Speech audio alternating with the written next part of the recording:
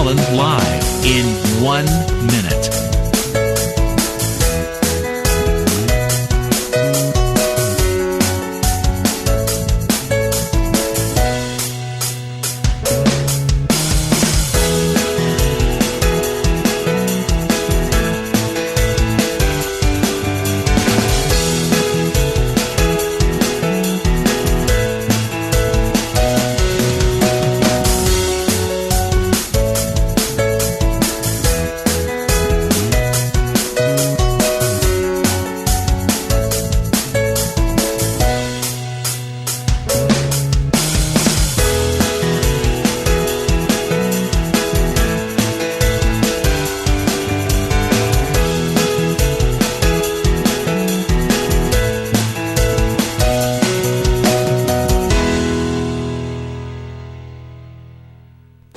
Welcome to Lynn Cullen Live at pghcitypaper.com. Email your questions and comments to Lynn at pghcitypaper.com.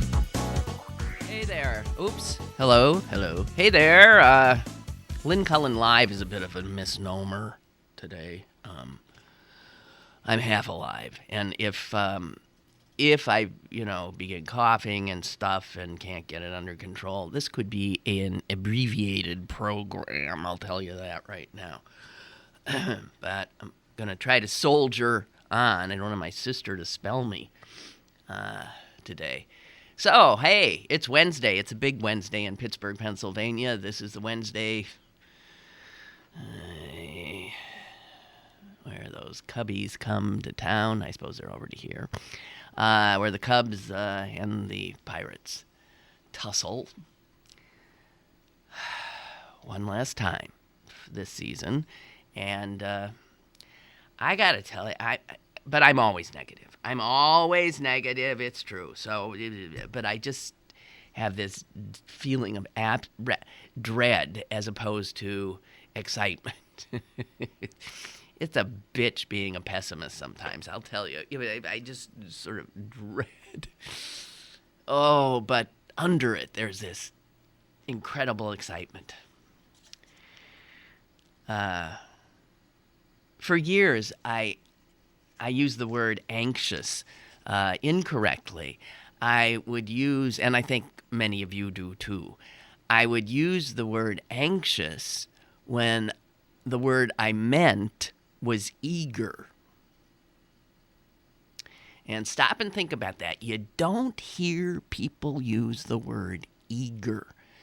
But eager, they say anxious instead. Anxious is not eager. You'd rather be eager than anxious. They're different. But somehow eager gets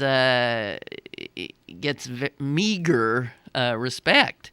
And has fallen by the wayside, and anxious and anxiety have taken over. But I am anxious about this game. I'm not really. I'm eager too, I guess, but I'm anxious. Oh, forgive me. So, where to start? Well, let's do a little updating.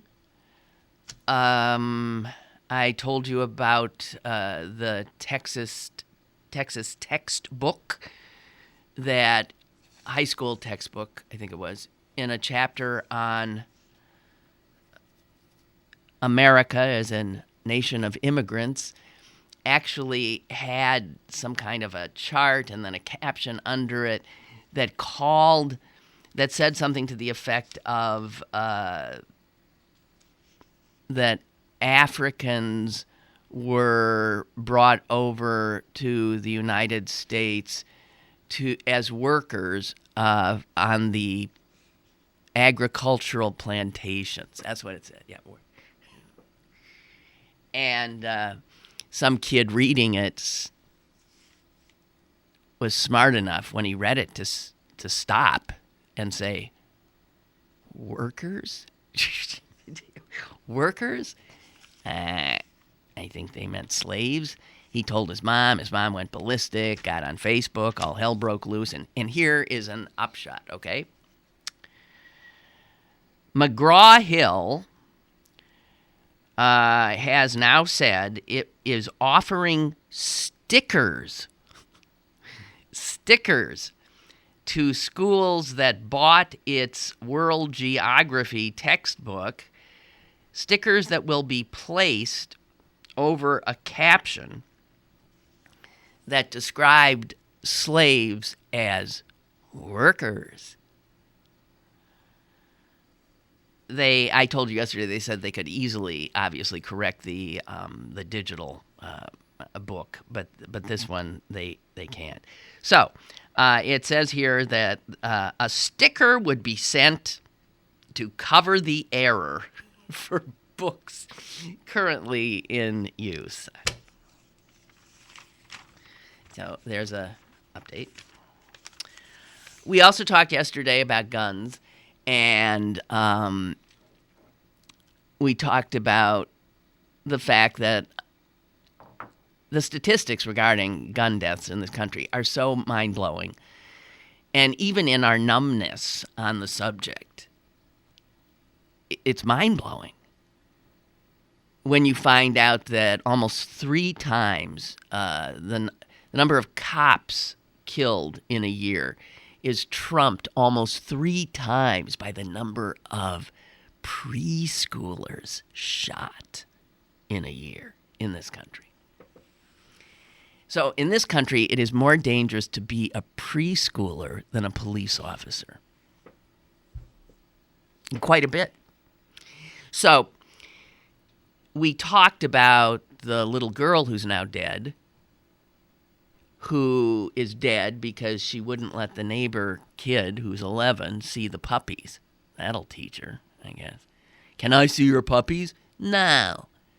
Goes into his house, gets the gun, shoots out the window, and kills her. Dead. So children killing children because they have easy access to guns is not an unusual story in this country. And I'm willing to bet that that story, which would be front page horror story in most countries of the world, in most countries, if a little girl had been killed by the little boy next door with a gun because she wouldn't let him see the puppies, that would be front page news. But not here because it's, so here's today. Ohio. As a matter of fact, near here, Ohio. Carroll County, Ohio. About 50 miles from here. An 11-year-old boy, these 11-year-old boys, I'll tell you, killed his 12-year-old brother. And it is because they were in a house where the guy in the house had gone target shooting and apparently had left 3 loaded weapons on a picnic table. The 11-year-old, wow, hey man, look at this, picked one up, and we know this story before, and it fired, and he killed his brother. Now, that little boy's dead. The little boy who accidentally killed his brother might as well be dead, right? I mean, that's one of those things the damage to his psyche, there's a 2 gone and a family destroyed. Sheriff Williams said no one was charged. There's the problem. In the preceding case with the little boy killing the girl over puppies, he was charged with first-degree murder, an 11-year-old boy. I am sorry. In both cases, the people who should be charged, and without a doubt charged with a heavy crime, are the grown-ups who allow children in their care such extraordinarily easy access to loaded guns. The sheriff said no one was charged, but a horrendous crime was committed here. And it wasn't the little boy who killed his brother.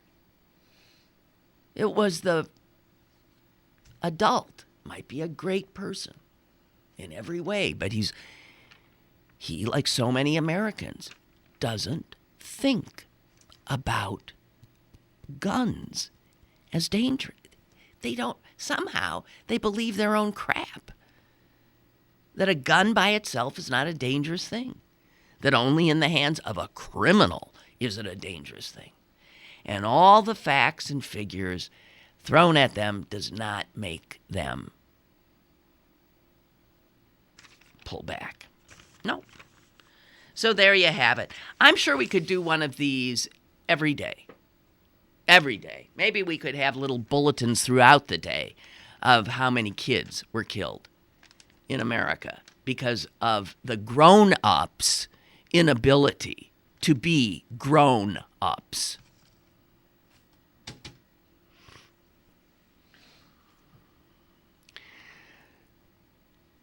So I saw, oh, please don't start.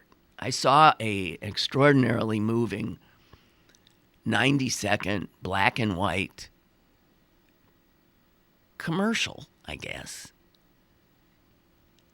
that will start airing today, but not at many places. The odds are you won't see it. I saw it on Twitter, I guess. And it is, it was produced by people who want Joe Biden in the race. And when I saw what it was about, I thought, oh, that's tacky. Because it was said that this group wanting Biden to run uses his dead wife and children as the hook. And I'm thinking that kind of exploitation of people's personal tragedy and of the dead is really awful. But then I watched it, and it's really powerful and very well done. And what it is they use, Biden is speaking. The voiceover is Joe Biden.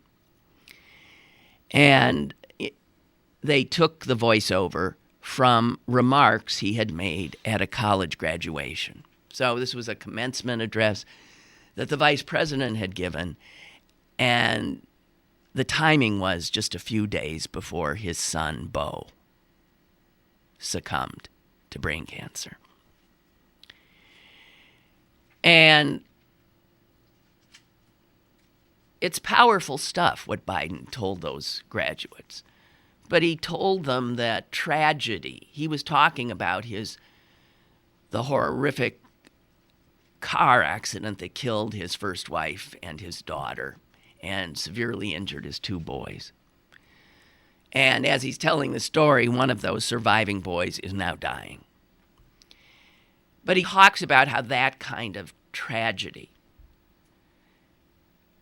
can strengthen a person in a horrific way, can make them understand and appreciate life, grasp it, whatever. I'm not going to try to paraphrase because it was moving. And the video of it is, of course, video from long ago of him with his wife then and his boys, and then with Beau and it's powerful because his words are so powerful, and it's the kind of thing that you look at with just, you're quiet while you watch it. It's not 60 seconds, which is unusual. We're used, our heads are tuned and to the timing of a 60-second spot or a 30-second spot. But longer than 60 feels long and feels like instead we're being told a story.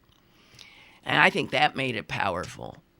And at the end, it just faded to black with the littlest typeface. It said, Joe. And then up comes, run.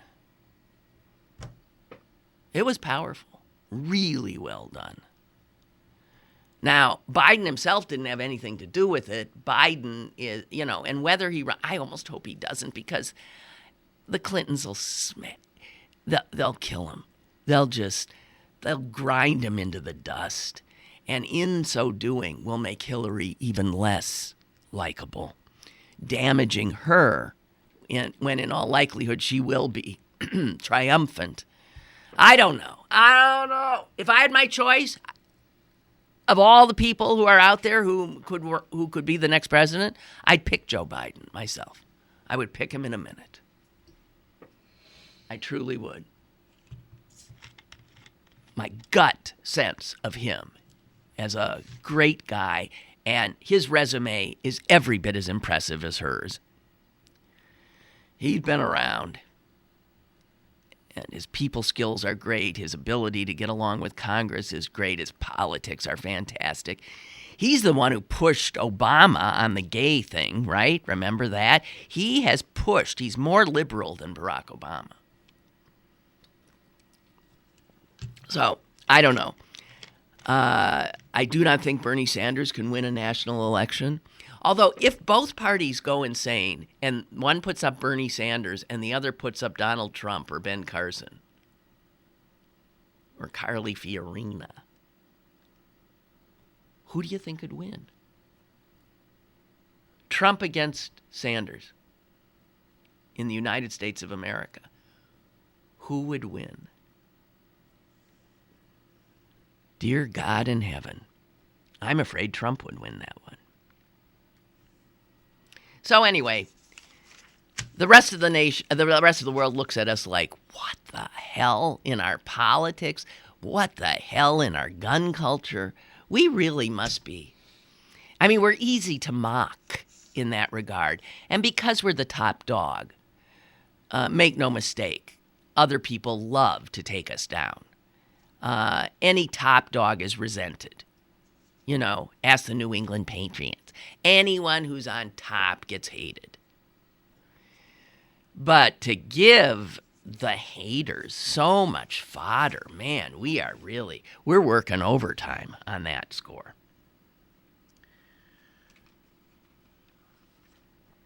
I have not done this in years. I thought it was behind me.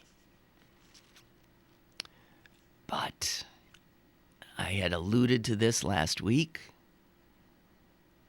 and we got to start it up again.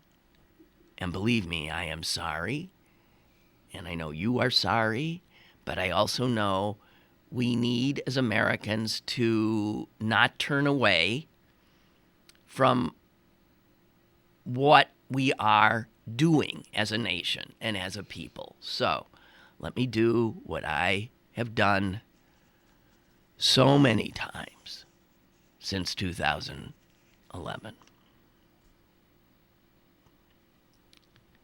2001.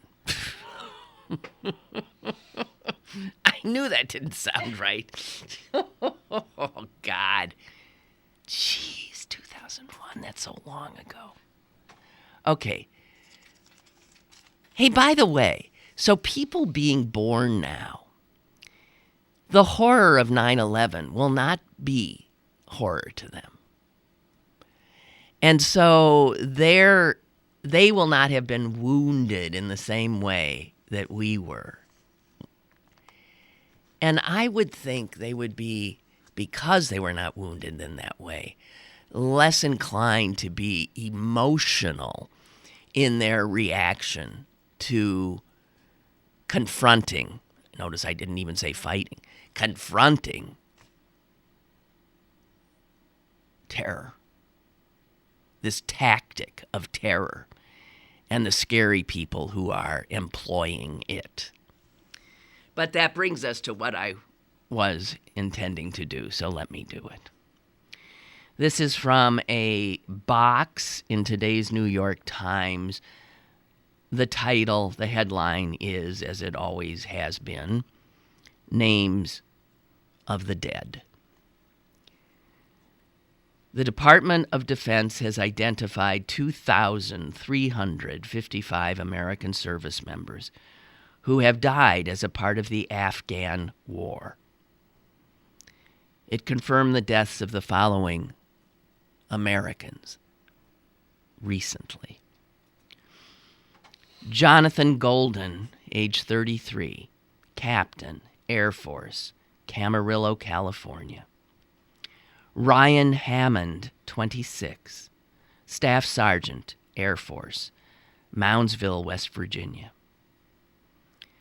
Quinn Johnson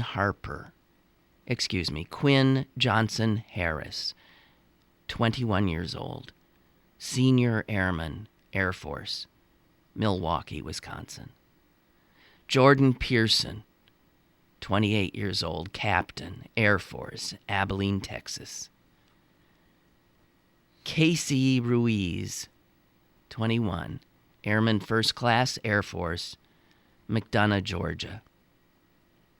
Nathan Sartain, 29, senior airman, Air Force, Pensacola, Florida.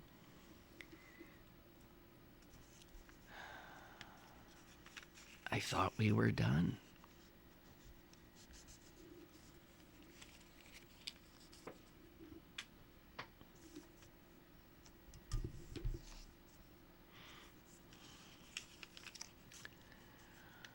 All right.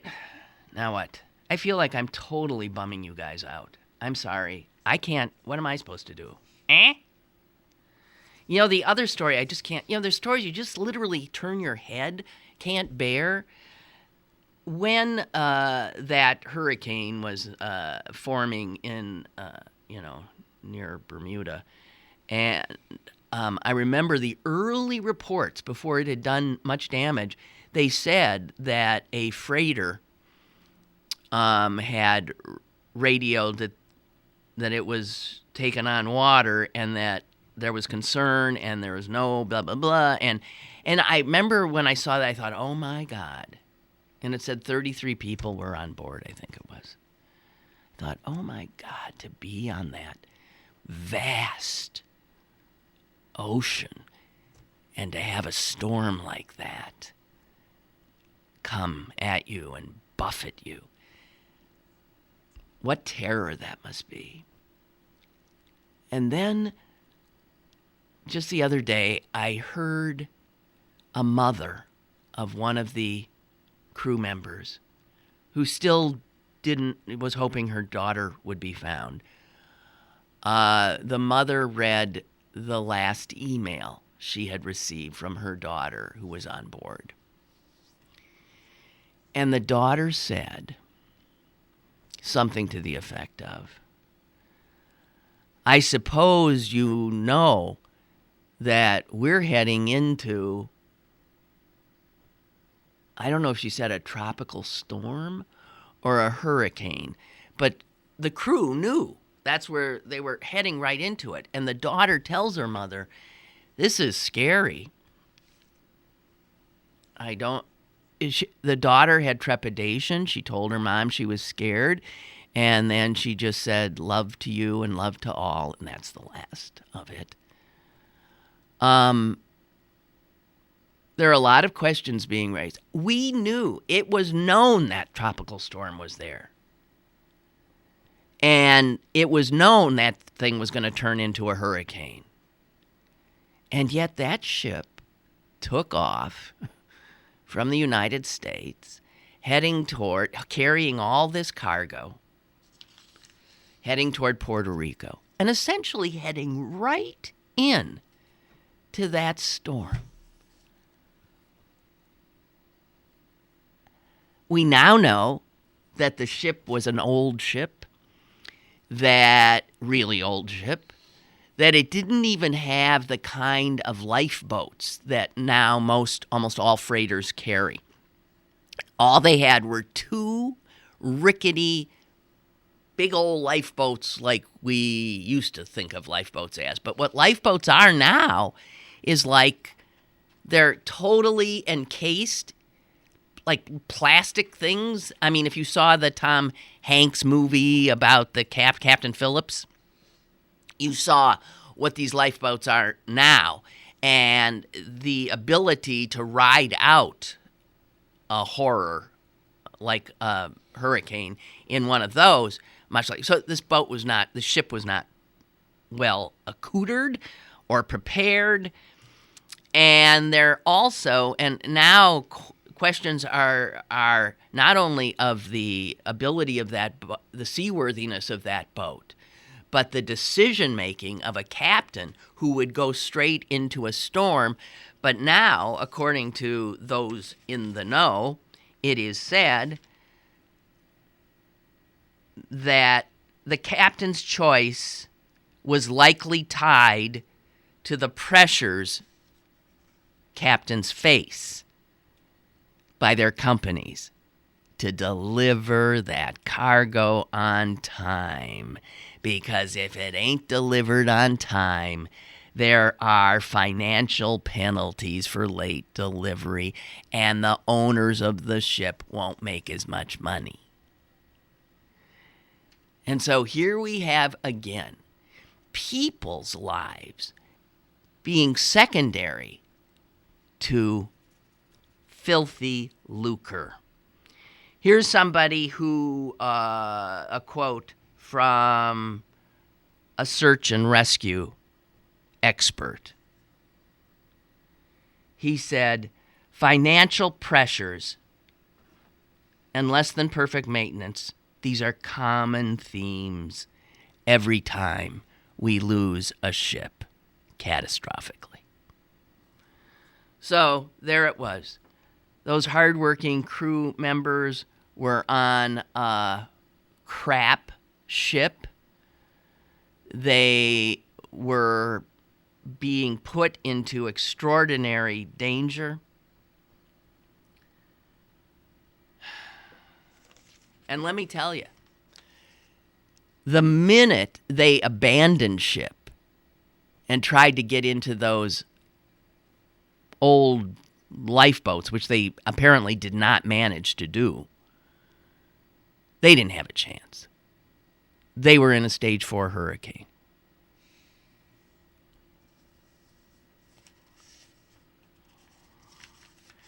There's something about the lust for money that is so often at the base of so much horror. Really, true, right? Here was a little thing I saw in the paper today. Teeny little thing. It should have been a very large story, but the paper's editors decided, we'll give them the first paragraph of this one. They don't need to know more. Here it is. The 500 largest American companies.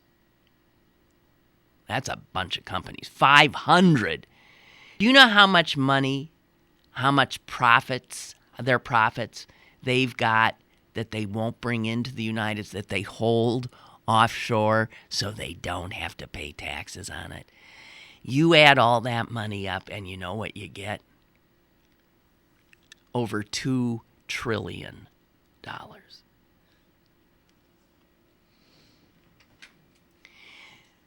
So the taxes on $2 trillion would be about $620 billion that these companies, rich companies, are keeping from the U.S. Treasury.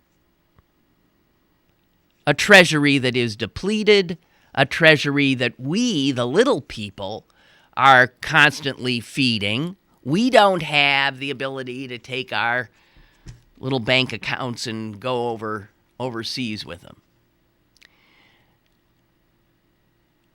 So 3/4 of the firms on the Fortune 500 list operate tax haven subsidiaries in the aforementioned Bermuda, in Ireland, in the Netherlands. Used to be Switzerland was the big place, but the Swiss finally have stopped being party to all this kind of stuff, I guess. Got themselves in too many unpleasant situations. Bermuda, Ireland, and the Netherlands are the ones now. And what company is holding the most money back? Apple. You know, we worship Apple, right? Apple. Brilliant. American ingenuity, American greed. What have we learned about Apple? Slave labor, people jumping to their deaths out of their, sort of camp-like campuses where these poor Chinese are putting together all this stuff. I got to tell you, Apple is itself holding $181.1 billion overseas for the sole purpose of avoiding paying their fair share to the upkeep of their native country.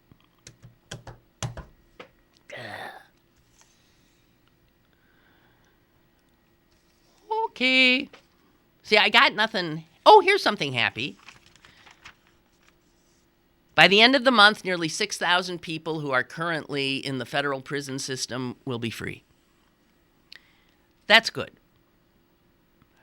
It's my joy is tempered a bit by the fact that most of these people, these 6,000, were nearing the end of their confinement anyway, or they're in a halfway house, or they're in home confinement. So these are not people being sprung from the total horror of some prison somewhere. But still, 6,000. This is the first wave of what is expected to be about 40,000 prisoners, federal prisoners released. Every single one of them nonviolent criminals, almost all caught up in some drug thing. So we're going to let them out. The feds are letting them out. All the poor souls stuck in state prisons and penitentiaries all over this vast country, they stay right where they are. And some of those people are in jail for a little pot, which we now know is legal in some states. And yet there are people whose lives have been destroyed because they had some pot. That's just outrageous. Thank God there's some sense of people waking up now about this, even Republicans. Woo-wee. Because as you probably also know, there's a bipartisan measure that stands a pretty good chance of passage that would result in the release of thousands of additional inmates. But this is all at the federal level. Most people caught up in this drug madness, and I'm talking about the war on drugs, again, treating something as a war instead of a public health issue. We were talking about guns the day, same thing. It's a public health issue. We don't know a public health issue when it stares us in the face, when the blood and ruined lives of incarcerated people and the impact on our society, on their families, why we don't recognize these as public health issues, as social issues. Instead, everything has to be criminalized or made into something that, you declare a war on. Pathetic. Really.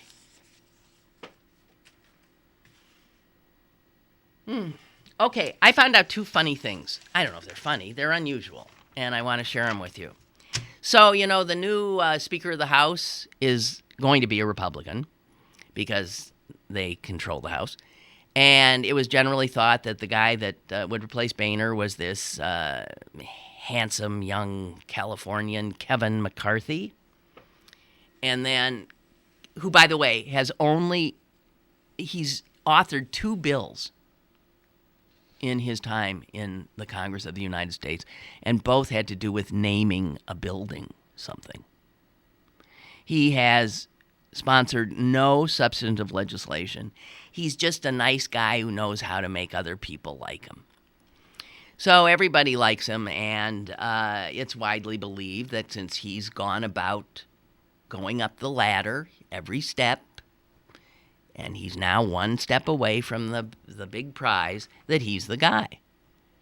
But as you probably know, two guys are running against him. Why do I think one's name is Charlie Brown? It's something like that, or Alfred E. Newman. I don't know. It's some name that you laugh when you see it. But I don't think anyone thinks he has a chance. The one that is getting attention is a guy named Jason Chaffetz. And that's the guy I want to talk to you about. I've seen him a number of times because he chairs one of those Republican committees that likes to, haul Democrats in front of them to be pilloried and humiliated. And he heads the House Oversight Committee. He's the one who drilled the head of Planned Parenthood. And he's a grandstander. And he's a piece of work, I'll tell you that. He is a piece of work. So some people are saying he could just maybe pull this off. But get this, he is a right-winger beyond comprehension. Like he's one of the nutcases. And guess what it says here? In 1988, that's when Michael Dukakis was running for the presidency. Remember? Michael Dukakis of Massachusetts. And believe it or not, this right-wing Republican, Jason Chaffetz, helped run Dukakis' presidential campaign in Utah. Now, how would one of these lunatic Republicans have run, even as a young man, have run Michael Dukakis' campaign in Utah? Well, here's the reason. Who knew?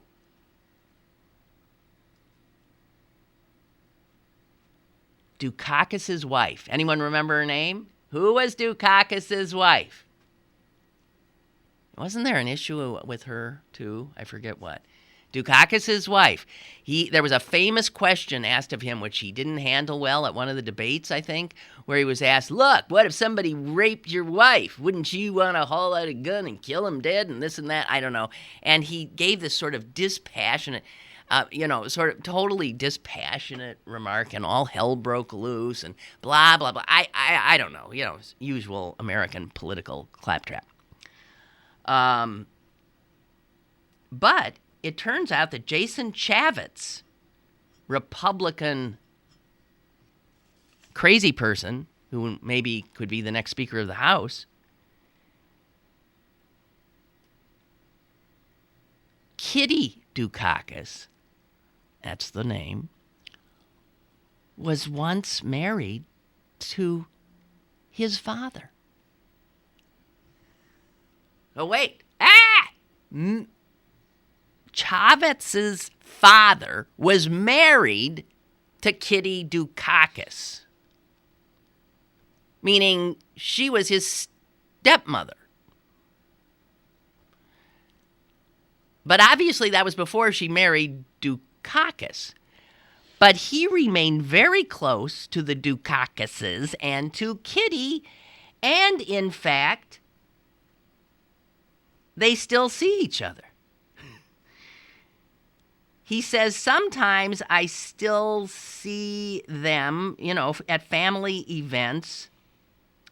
He said when Dukakis was governor of Massachusetts and Jason was a young guy,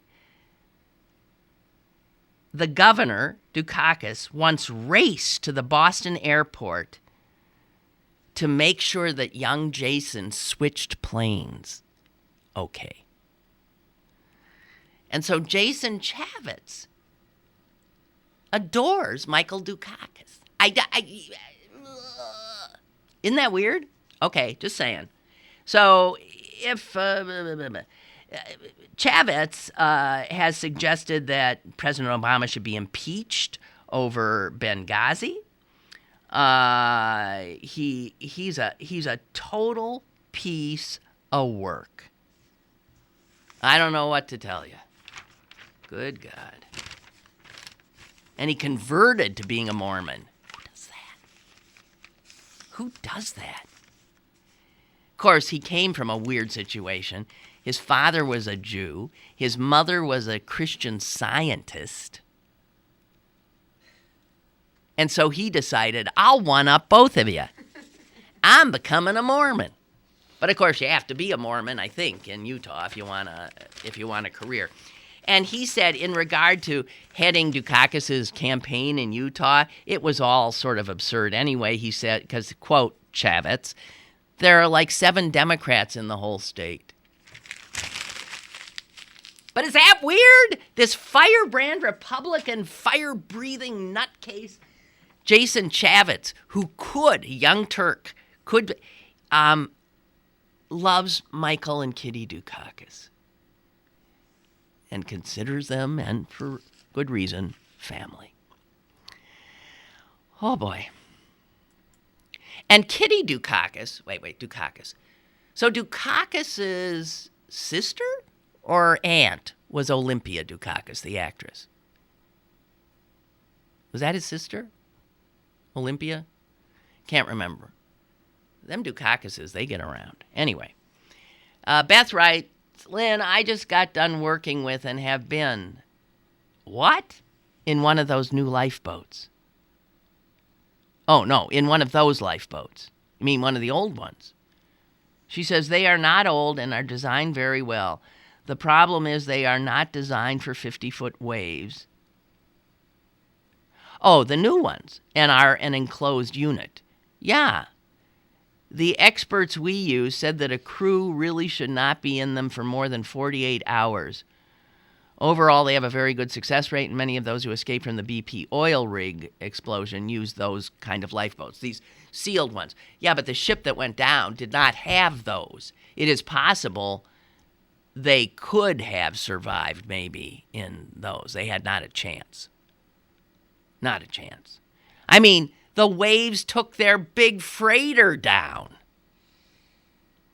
And you're going to get in some little lifeboat? No. You were just in one of those? I won't ask why, but I know Beth works in the movie biz. But still, your email begs follow-up questions. Okay, so I came upon that little thing about Chavez, which I thought was funny. And now I got a little something on Fiorina. Boy, the more you read about her and dig into her, she is one awful human being. She is horrible. Anybody who ever worked for her hates her guts. You can't find anybody at Hewlett-Packard who will say anything nice about her. You cannot find anybody from her failed senatorial campaign against Barbara Boxer in California in 2010, I believe, who will say anything nice about her. In fact, one of the people, it says, Reuters interviewed about 30 people who worked for her campaign in 2010. And almost to a man and woman, they said they would never, ever go anywhere near her again. And one unnamed said, never again. I'd rather go to Iraq. She must be impossible. Here's one of the things she did. She apparently never paid anybody. And after her campaign went down in 2010, she didn't pay. She didn't pay vendors. She didn't pay all these people who had worked for her, who had done stuff. And in one case, listen to this, her pollster, a guy named Joe Shoemate, who dropped dead of a heart attack during the campaign, surrounded by sheets of poll numbers. He went face down at the desk and was dead, leaving behind a widow and children. And do you know that widow had to fight her for months and months and months to get her to fork over at least $30,000 of what she owed. That says it all. I mean, no, that says it all. A guy dies in her employ and she stiffs the widow. Makes a grieving widow hire an attorney.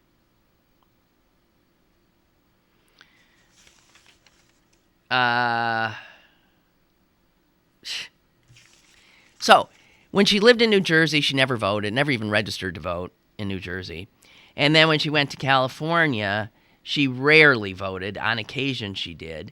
And when she was asked about that, like, don't you think, if you care so much about the system and the government and this, you would have done what a citizen should do? And she said this. Look, at the time, I was not running my life to seek political office. Meaning, if she knew that not voting would somehow be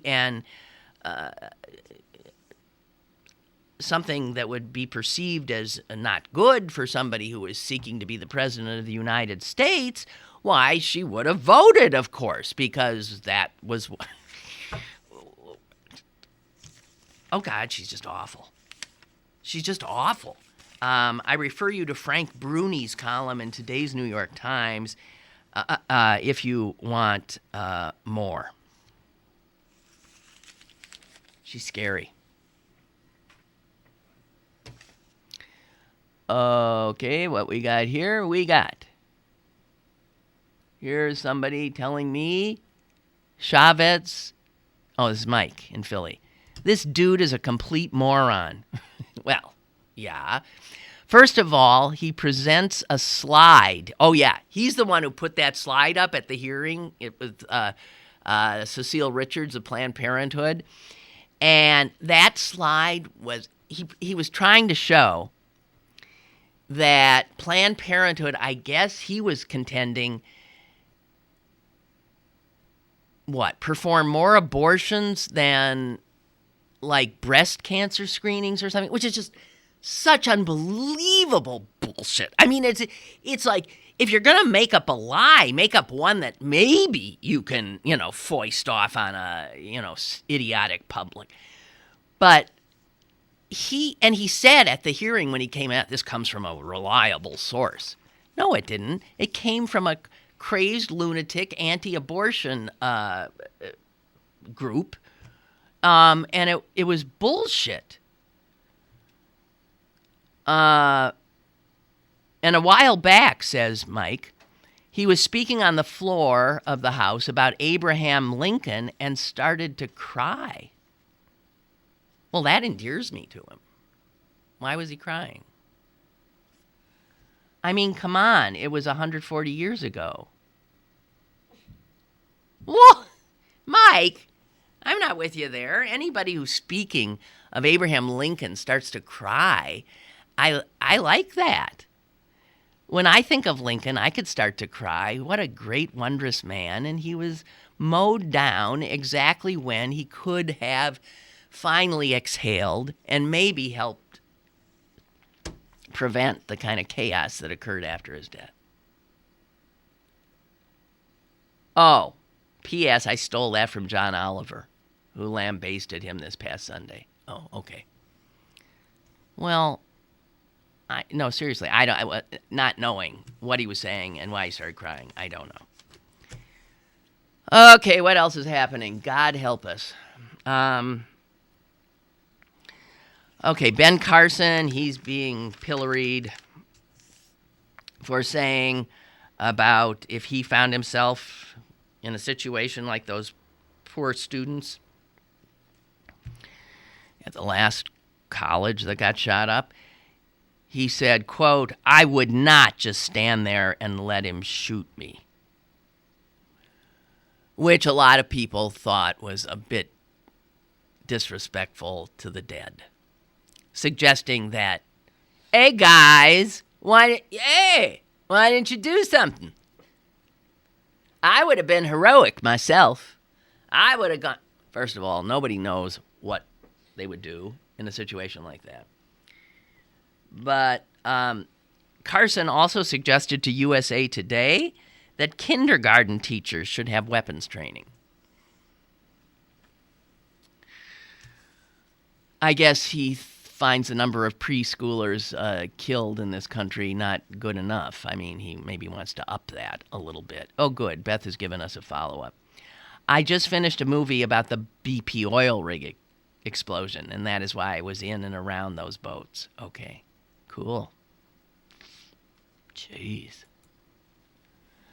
And Chuck writes, Lynn, I heard Seth Meyers talking about Kevin McCarthy admitting that the Benghazi hearings, yeah, boy, did he screw himself up. I failed to acknowledge that he tripped himself up, which is why somebody like Chavez smelled blood in the water and jumped into the race for speaker. Because this idiot McCarthy, hail fellow, well-met, handsome guy, everybody likes, but maybe he's a dunderhead. I don't know. He said, he flat out said that the Benghazi hearings were to get Hillary Clinton. I mean, he did, as I said, he did the unspeakable thing for a politician. He told the truth. And when a politician tells the truth, generally speaking, they're toast. So Chuck writes, I heard Seth Meyers talk about Kevin McCarthy admitting the Benghazi hearings were all about bringing down Hillary Clinton, and Meyers suggested there needs to be a new hearing investigating the Benghazi hearings. He went on to suggest these new hearings should be called the McCarthy hearings.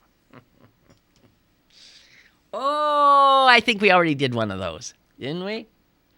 Hey, speaking of strange, things you don't know, I told a friend of mine this the other day, and he was startled to learn, but I thought it was general knowledge, that Greta Van Susteren of Fox News,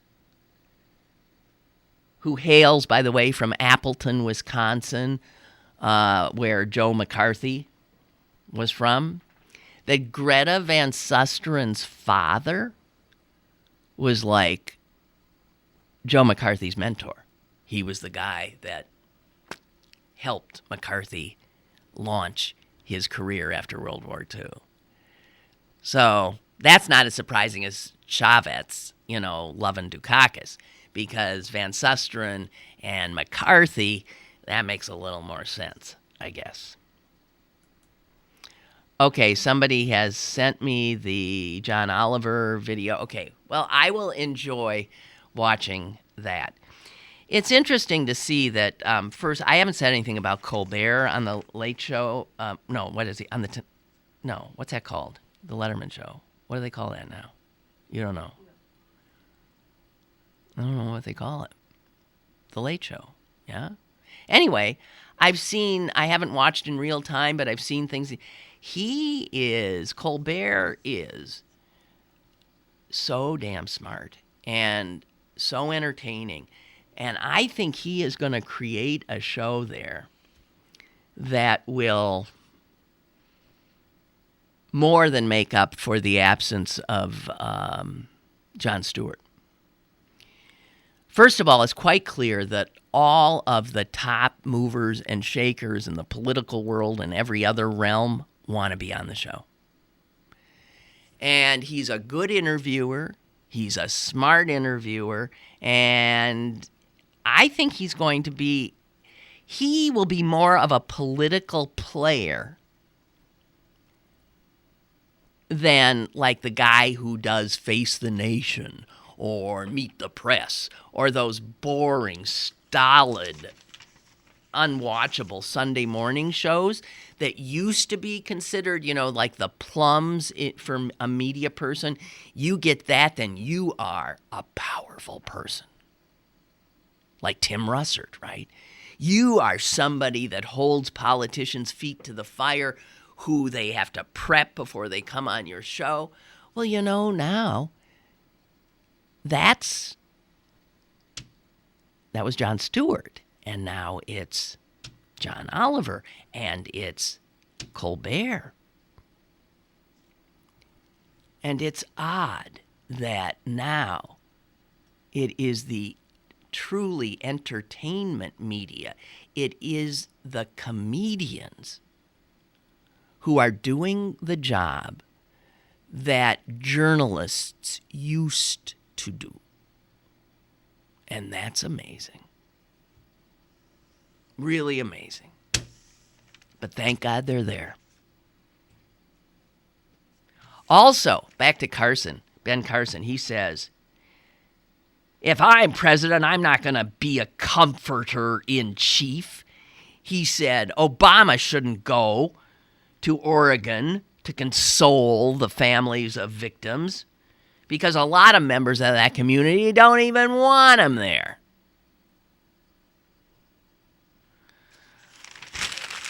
Oh, dear. Okay. Is that it? I think that's it. The good news is I didn't have a coughing attack. The bad news is I feel one coming on. And I want to be able to. So I made it almost. We're just 5 minutes shy.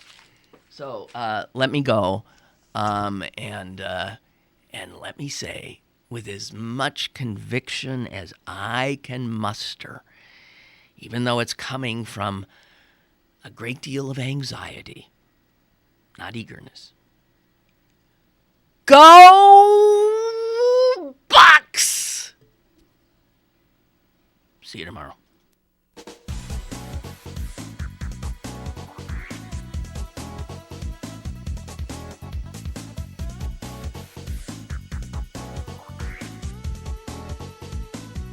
Lynn Cullen Live, Monday through Friday from 10 a.m. to 11 a.m. and archived at pghcitypaper.com. The opinions expressed on Lynn Cullen Live are those of the host and do not necessarily reflect the viewpoints of Pittsburgh City Paper, Steel City Media, and its advertisers.